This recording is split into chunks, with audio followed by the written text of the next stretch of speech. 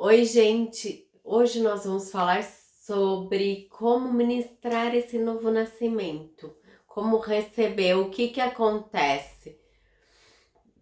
Quando Isaías, ele profetiza em Isaías 53, de 5 a 7, ele está profetizando da morte e da ressurreição de Jesus. É uma coisa importante, nós temos entendimento, é que Jesus, ele é o único caminho. Ele é o caminho, a verdade e a vida, porque só ele morreu e ressuscitou, e ele está vivo. Nós servimos a um Deus que está vivo. Jesus, ele está agora. Ele morreu, mas ele ressuscitou. Ele é o caminho, a verdade, a vida, e ninguém pode chegar se não for através de Jesus. Então, agora que você me conhece, você conhece o Pai. Então, desde agora você me conhece. Então, a nossa proximidade com Jesus vai revelar o Pai. Ele nos conecta novamente através do novo nascimento com o nosso Pai. No momento em que Jesus ele morre, uma coisa importante é que a gente entender que ele morre na cruz. O que acontece? O véu do templo é o que separava o lugar santo dos santos. Ele se rasga. O que significa rasgar? O véu do templo significa que agora aquele véu que fazia separação, o lugar que era poucas pessoas tinham acesso, a partir de agora esse véu foi rasgado e nós temos acesso direto à presença do Pai. Uma coisa também fundamental para ter no novo nascimento é nós precisamos receber a Jesus Cristo. Não é por imposição, ninguém impõe isso para ninguém. Isso deve ser feito pela fé. Efésios 2, versículo 8 e 9. Porque pela graça de Deus nós somos salvos pela fé, por meio da graça, por meio da fé. Isso não vem de vocês, é um presente dado por Deus. Não é pelos esforços de vocês, não é por obras, é para ninguém venha se gloriar. O que significa isso? É que nós somos salvos pela graça por meio da fé. É bom demais para ser verdade, mas é isso mesmo. Nós precisamos acreditar e através da graça, por meio da fé, nós vamos ser salvos, ok? Nós vamos levar a salvação. Então, isso é tudo embasamento bíblico sobre o novo nascimento e salvação. No momento em que nós temos um novo nascimento, o nosso espírito, ele nasce de novo.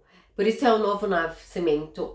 Isso é no espírito. Alguém chama de regeneração, justificação, novo nascimento, porque justifica do pecado original. Adão e Eva lá no jardim. Então, no novo nascimento acontece essa justificação, tem outro passo, que é a santificação. Deus ele está trabalhando em nós, no corpo da alma e do espírito. No momento de santificação, ele trabalha nossas almas, nossa emoção, nossa vontade, nossos desejos, pensamentos. Ele começa a ter uma metanoia dentro de nós. Romanos 12, para a gente transformar, mudar nossa mente, ter essa metanoia, essa santificação, que isso vai acontecer quando Jesus voltar. Quer dizer, a santificação é até a gente morrer ou quando Jesus voltar. E ela acontece enquanto nós estamos vivos aqui na Terra. Quando Jesus voltar, nós teremos o terceiro momento, que seria a glorificação. Agora, uma coisa que eu preciso falar com você, que é muito interessante, que traz uma questão muito prática sobre o novo nascimento, são as 4 leis espirituais. É um pastor muito renomado, ele escreve essas 4 leis que são conhecidas mundialmente. A primeira lei é João 3,16, porque Deus te ama e tem um plano maravilhoso na sua vida. Deus te ama e ele tem um plano maravilhoso na sua vida. Segunda lei espiritual, Romanos 3, 23. O homem é pecador e ele está separado de Deus. Terceira lei espiritual, João 14, 6. Jesus Cristo é o único caminho, pois só ele morreu e ressuscitou e nos reconciliou com o Pai. Quarta lei Nós precisamos receber esse Cristo através da fé. Efésios 2, versículo 9. É muito importante você ter isso anotado. Primeira coisa é João 3,16. Deus te ama e tem um plano para você. É quando você está falando de Jesus e vivendo, você precisa ter isso na sua cabeça para falar do plano da salvação para as pessoas. Jesus te ama e tem um plano para você. O homem é pecador e está separado de Deus. Romanos 3:23. Jesus Cristo é o único caminho, porque só Ele morreu e ressuscitou e nos conectou com o Pai. João 14:6. E nós precisamos receber a Jesus Cristo pela fé. Efésios 2, versículos 8 e 9. Lembrando que é importante você entender que não é uma fórmula. Isso são 4 leis espirituais que embasam quando a gente vai falar de Jesus às pessoas ao nosso redor. Que legal, mas como que eu faço para crer e confessar com a minha boca? Como que eu vivo isso, faço isso? Então, como que eu faço essa oração? Eu vou te dar aqui alguns passos práticos para você anotar e ter isso memorizado. Não é uma fórmula, não é um único jeito, mas esses pontos são muito importantes para você pensar, refletir ou passar para outra pessoa. A primeira coisa é para você entender que você é pecadora e você nasceu debaixo do pecado original. Entender que Adão e Eva teve a desobediência, então nós saímos dessa raiz pecaminosa. E tem a ver com essa desobediência no jardim do Éden. E segunda coisa, ela tem que reconhecer que ela é pecadora e que ela precisa ter essa vida no Espírito através do sacrifício de Jesus.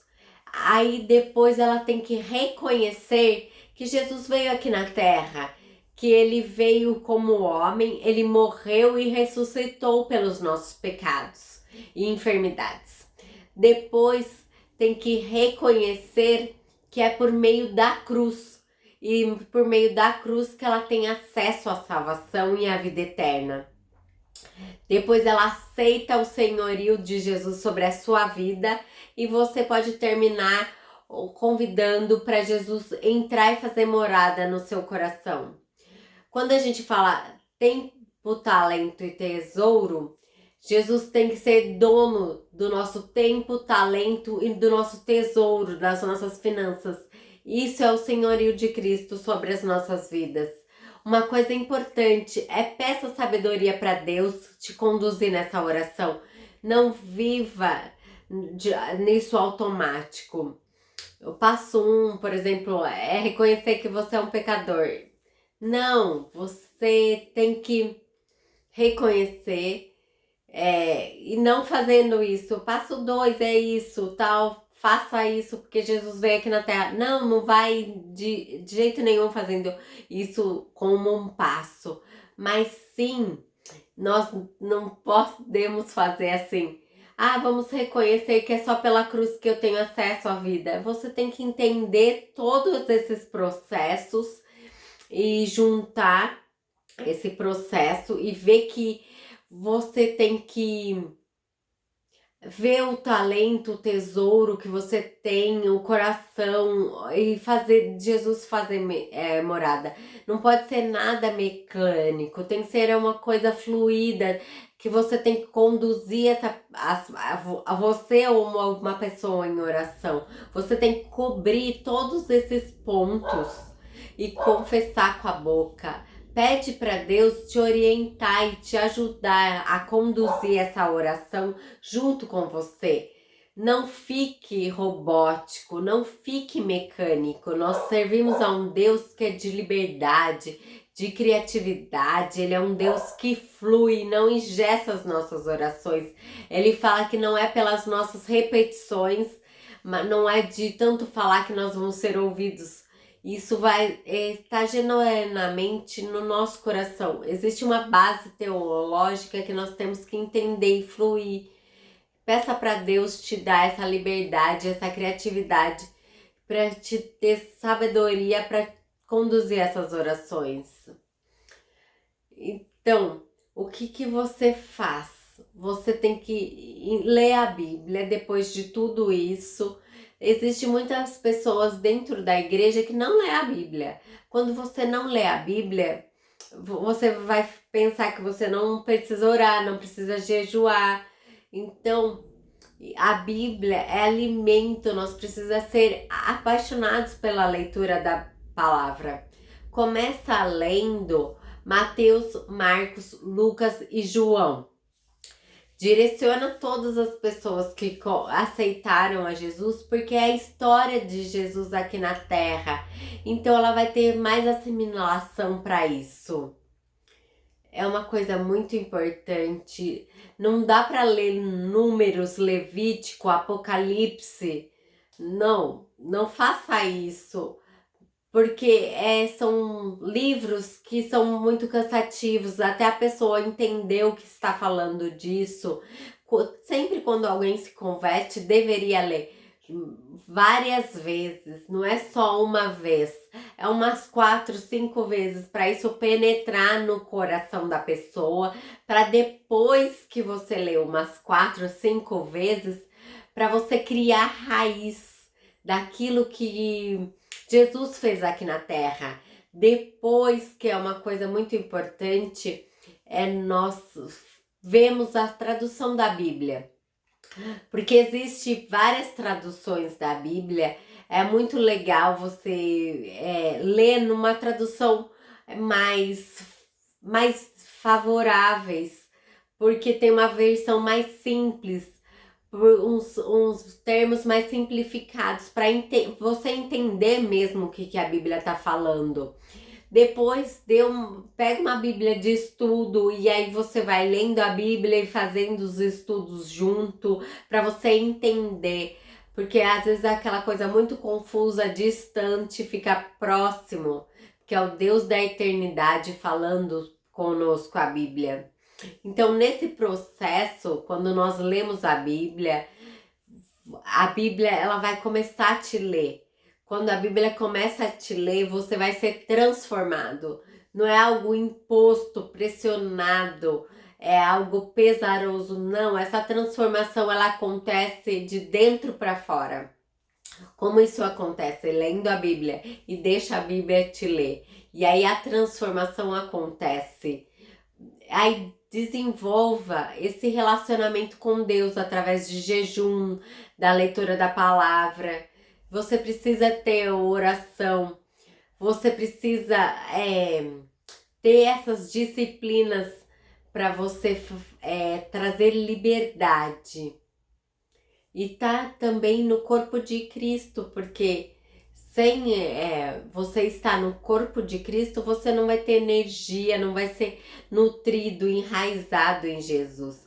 Basicamente é isto. Dê um like, se inscreva no nosso canal. Até!